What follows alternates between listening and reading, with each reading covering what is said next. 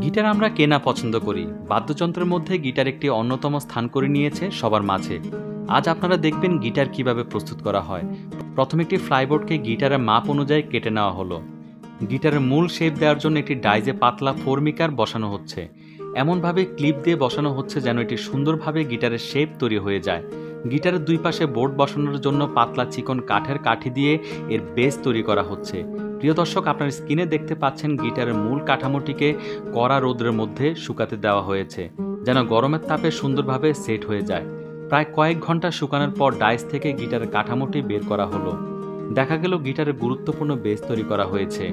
এখন বাকি কাজ করার পালা।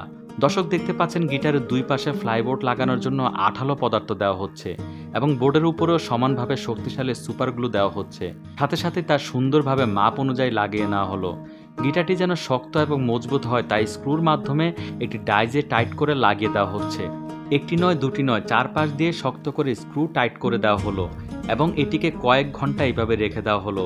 তারপর পরের ধাপে আটা শুকিয়ে যাওয়ার পর সব টাইট দেওয়া স্ক্রু খুলে নেওয়া হলো এবং প্রত্যেকটা একের পর এক এইভাবে পর্যায়ক্রমে খুলে নেওয়া হচ্ছে। পরের ধাপে মাপের অতিরিক্ত ফ্লাইবোর্ড সমানভাবে মসৃণ করে কেটে নেওয়া হলো। গুরুত্বপূর্ণ এই অংশে বাদ্যযন্ত্রটির সাউন্ড বের হয়ে আসার জন্য সমানভাবে গোল করে কাটা হলো।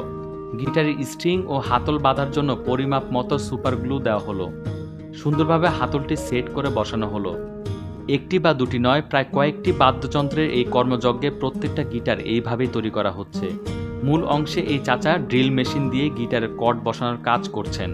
গিটার কয়েকটি ধাপ বা অংশে কয়েকজন মিলে এই কাজ সম্পন্ন করা হয়ে থাকে। এই ভাইটি ড্রিল করা অংশে প্লাস্টিকের কর্ডগুলো ড্রিল করা অংশে বসিয়ে দিচ্ছে। প্রত্যেকটি কর্ডের মাঝখানে পরিমাপ অনুযায়ী লম্বাভাবে কেটে নেওয়া হচ্ছে, কারণ বাদ্যযন্ত্রের সুর ও মূল টিউনিংগুলো এর উপরেই নির্ভর করে। এই অংশে দেখা যাচ্ছে রঙের ফিনিশিং সুন্দর ও মসৃণ করার জন্য এক প্রকার পাতলা পুটিং দেওয়া হচ্ছে। দুপাশেই একইভাবে সমানতালে করা হলো। স্প্রের সাহায্যে সুন্দরভাবে রং ফুটিয়ে তোলা হচ্ছে এই বাদ্যযন্ত্রটিতে।